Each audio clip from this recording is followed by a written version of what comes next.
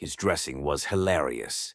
They called him Cash Lord, not because he owned a bank, not because he invented any app, but because money Miss Road with a touch of way ray. And every time he opened his mouth to talk, someone somewhere either passed out laughing or just walked away before they lost their brain cells. He was 35, proudly and illiterate, extremely ugly. We're talking about bent nose, one lazy eye, and a smile that looked like the devil was biting his lips, and yet the richest man in his entire street. And he made sure everybody knew it.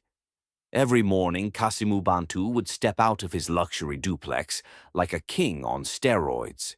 His outfit? Always wrong. Orange shirt, green trousers, red shoes.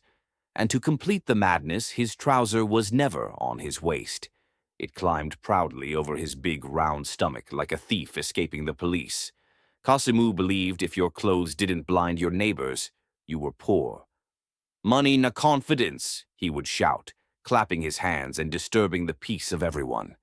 "If you don't dress like Rainbow, how dem go know say you get money?" And every time he laughed, boom, his fake gold tooth would flash like a torchlight with epilepsy. Now, don't get it twisted. Kasimu had money. Serious money.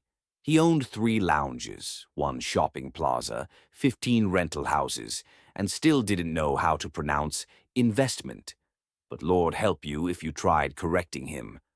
One day at a car dealership, he tried to say Range Rover Sport. What came out was, "Give me that Rage Robust Spoilt, the 2025 model." The salesperson blinked twice. "Sir, do you mean—" "Don't correct me," Kasimu shouted. "I know what I said. English no be money. If English they pay all my teachers for primary to, for don drive private jet." At night, his mansion transformed into a no-face, no-case party zone. Girls, slay queens, makeup queens, filter queens, would sneak into his house like mosquitoes. But by 5 a.m., poof, gone, vanished, like they never existed. None of them ever let the sun catch them with Kasimu. Not one. He once posted a video on Instagram holding a girl's hand. She reposted it and blurred his face. When asked why, she said, "Please, that's my uncle. He paid for my school fees." Kasimu didn't care. "She dey fear internet boys," he'd say with pride. "No worry, she dey with me every night. Love na love." But not everyone found Kasimu funny, especially his neighbors. Mr. Okonkwo, a retired teacher, called him noise pollution with a wallet. "You don't talk, Kasimu. You bark." Kasimu responded with a loudspeaker in front of the man's compound, playing his own voice recordings, shouting motivational nonsense like, "If your girl no day post you, post her account balance." He was always talking. To the gateman, to the dustbin, to trees, even to himself. In the supermarket. "Yes, put that golden cornflakes. No, not the one with small boy on the cover. The one with that white baby." At the pharmacy. "Do you people sell brain enhancer? I want to boost my IQ to 1,000 so I can collect UN award." He once entered a church and shouted mid-sermon, "Pastor, wait. My spirit, they tell me say my enemies, they this side of the church." He pointed left. 3 aunties stood up and left instantly. The funniest part? Kasimu thought everyone loved him. He had fake friends, boys who followed him around, laughing too hard at his jokes. "Baba, you too wise. Kasimu for president. Talk to us, O oracle of ego." But the moment the money slowed down for one weekend, all those boys mysteriously had malaria at the same time. Then there was his driver, Tunde. Quiet, smart, secretly studying law part-time. But he had one mission in life, survive Kasimu's conversations. "Boss, where should I drop you?" "Drop me where destiny go recognize me." "Sir, that's not on the map." Then carry me to where women day, and my name dey ring bell like Nepa wire. One Tuesday morning, everything changed. Kasimu entered his favorite restaurant, clapping loudly like he was at a football match. "Bring me pepper soup of honor," he shouted, "and tell the chef I want the goat that went to Harvard." People giggled. A few rolled their eyes. And then she walked in. She was tall, brown-skinned, low-cut, no makeup, no wig, no Instagram pose, just a black jumpsuit and a hard face that said, "Try me." Kasimu paused mid-brag. His soup was still steaming, but he was frozen. She walked past him without blinking, didn't flinch, didn't even breathe his direction. Kasimu turned to the waiter like he'd seen an alien. "Who be that?" The waiter smiled. "Oh, that's Cynthia. She's different." Kasimu stood up like he was in a movie. He adjusted his belt, which was already under his armpit, fixed his Gucci slippers, wiped his face, tried to remember one big grammar. He walked to her table and said, "Good afternoon. My name is Cash Lord Bantu, local man with international capacity. I am the solution to your emotion." She blinked once. Then she asked calmly, "Are you all right?" Kasimu chuckled. "More than all right, baby girl. I'm the original sugar in your tea, the spoon in your stew, the pepper in your jollof." She raised one hand. "Excuse me," she said. "Can you just not?" The restaurant went quiet. Someone gasped. Kasimu's mouth fell open like a broken door. Nobody had ever shut him down like that. He stood there, blinking, his ego leaking slowly to the floor. "You mean you don't want to hear my poem?" Cynthia looked at him again and said, "You look like your clothes are arguing. Go back and let them finish." Kasimu clutched his chest. Even Tunde in the car outside sensed something was wrong. And just like that, the mouth that never shut up didn't know what to say. Kasimu Bantu could survive many things: public shame, bad grammar, overdraft alerts, and even hot pepper soup gone wrong. But this woman, this Cynthia, she was different. She didn't fear him. She didn't need him. And worst of all, she didn't laugh. For the first time in his money-soaked life, Kasimu couldn't sleep. He tossed and turned like hot akara in frying oil. He even called Tunde at 2 a.m. "Tunde," he whispered, "you remember that Cynthia girl from the restaurant?" Tunde, half asleep. "Sir, yes. The one who told you your clothes were fighting." Kasimu hissed, "Ain, that one. I want to impress her." Tunde blinked in the dark. Did his boss just say impress? Kasimu didn't impress people. He paid them to clap.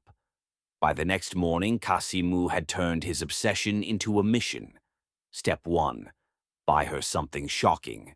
He sent her a brand new iPhone 19 Ultra Mega Infinity Pro Max with a card that read, "To the only woman who ever silenced the lion. From your sugar battery, Cash Lord." Cynthia sent it back, with a power bank. Kasimu stared at it.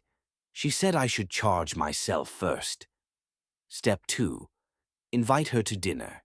He rented the whole of Sunset Sky Lounge, hired a live band, and wrote a poem he couldn't pronounce.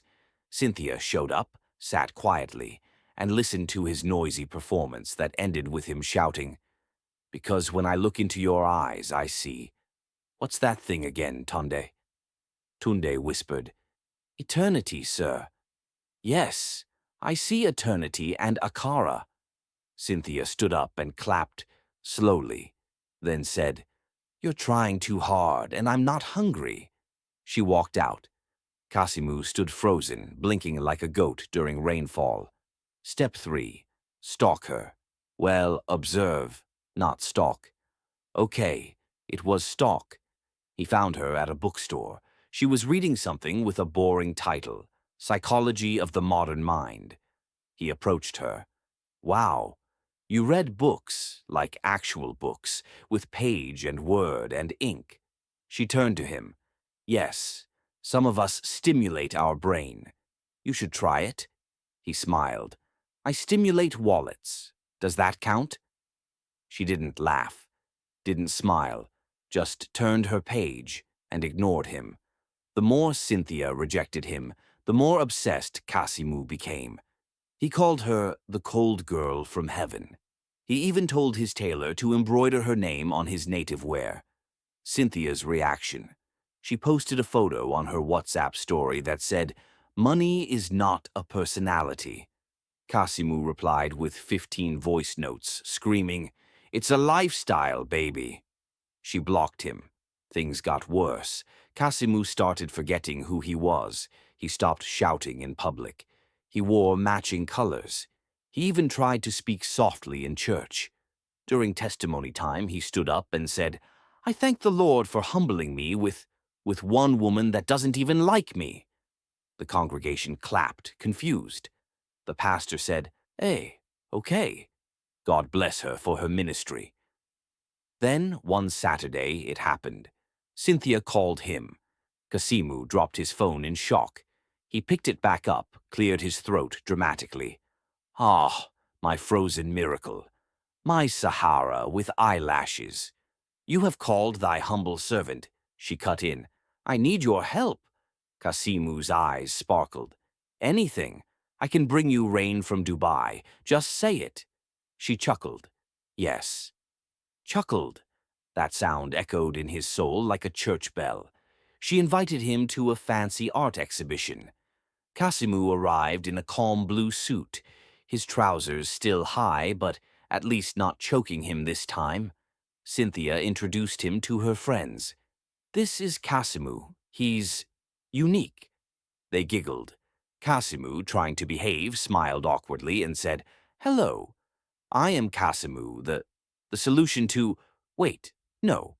Sorry. Just Kasimu." Everything was going fine until one of Cynthia's friends whispered, "He's not exactly your type."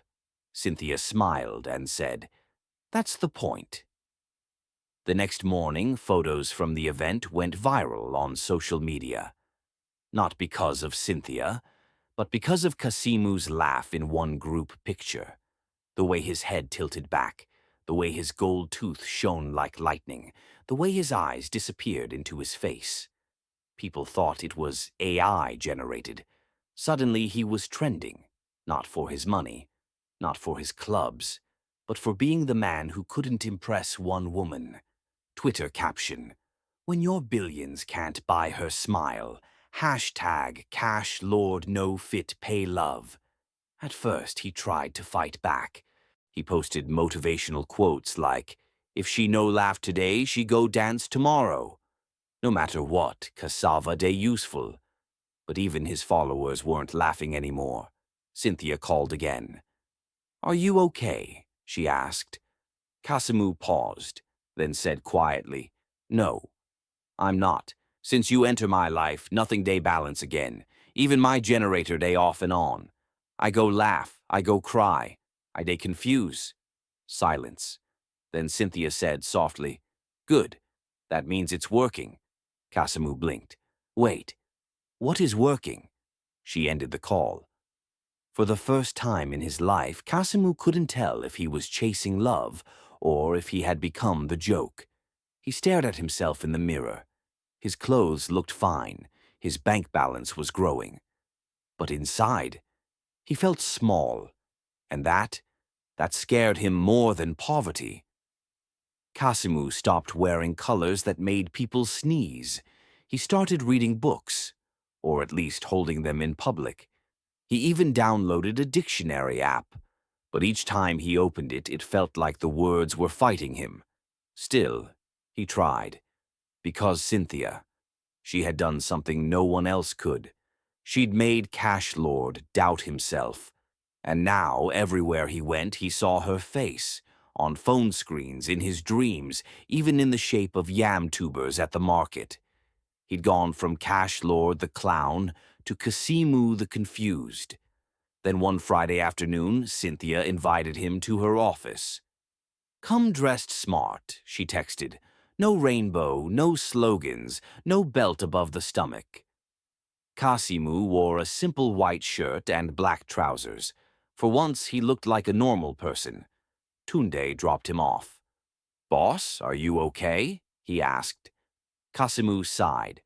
"Tunde, if anything happened here today, bury me beside her WhatsApp profile picture." Cynthia worked at a large firm. Her office had glass walls, books everywhere, and soft jazz music playing. Kasimu walked in, nervous. She stood up and smiled. "Take a seat." He sat. Then the door opened. In came a film crew. 3 cameras, 2 lights, 1 microphone. Kasimu jumped up. "Are we shooting music video?" Cynthia folded her arms. "No, Kasimu, we're documenting you." He blinked. "Me?" She nodded. "I'm a behavioral psychologist. My team and I study personality types, social interaction, ego control, and urban male performance traits." Kasimu scratched his head. "Wait, IB experiment?" She didn't flinch. "You were perfect. Loud, flashy, unfiltered, deeply insecure beneath the noise. Exactly what we were looking for." Kasimu stood. "So, all the insult, all the ignoring, it was test." She nodded again. "You weren't just part of the study, Kasimu. You were the study." He staggered back like he'd been slapped with ogbono soup. The cameras kept rolling. Cynthia continued. "We wanted to see if a man like you could ever change, not because someone forced him, but because something shook him." Kasimu's lips trembled. "So, you know even like me small?" She shrugged. "I like your honesty, and your madness, but mostly I respect that. You let yourself feel small. Most men like you would have just bought another Benz." Kasimu sat back down, quiet. The room was heavy. Even the jazz music sounded sad. After a long pause, he asked, "So, what now?" Cynthia smiled. "Now, you have 2 choices. Walk out and go back to being the rainbow warrior of the internet, or—" She slid a document across the table. "Partner with us. Speak on real topics. Share your growth. Help other men who are afraid to be vulnerable." Kasimu looked at it. He had no idea what it said, but something in his stomach whispered, "This is bigger than money." 1 year later, the same cash lord who used to scream in markets now stood calmly on a TEDx stage, dressed in a clean navy blue suit, speaking slowly, still funny, but now wise. "There was a time I thought being loud meant being strong," he said, "until I met a woman who saw through my volume and heard my silence instead." The crowd clapped. Cynthia sat in the front row, smiling. This time for real. Online, people were confused. "Wait, is this not the same guy that used to wear zebra print with pink loafers?" "Babadon rebrand, oh?" "Na Cynthia humble am." Kasimu launched a podcast called Loud But Learning. He started using his platform to talk about mental health, ego healing, and how being a man doesn't mean you must always be correct. Sometimes, shut up and listen. He became a national sensation, again. But this time, for the right reasons. One day, while walking out of his podcast studio, he saw a group of slay queens waiting by his car. They giggled and waved. "Kashi, we love the new you." He smiled. "You love me or you love the views?" They froze. Kasimu chuckled. "I sabi una type. Dem never born that Cynthia again." Back at home, he entered his kitchen and opened a pot of soup. Tunde walked in. "Sir," Cynthia called. "She said dinner's at 7. Kasimu smiled. "Tell her I'll be there, but this time I'll bring my mouth and my manners." That night, as he sat beside Cynthia, calm and quiet, she leaned in and whispered, "You finally get it now, don't you?" Kasimu nodded. "I was loud, Because I was empty. She looked into his eyes and whispered, "Now you're quiet. Because you're full." And for the first time in a long time, Kasimu didn't feel like a joke. He felt human. Thank you for watching. Please support me by liking and subscribing to my channel. See you in the next one.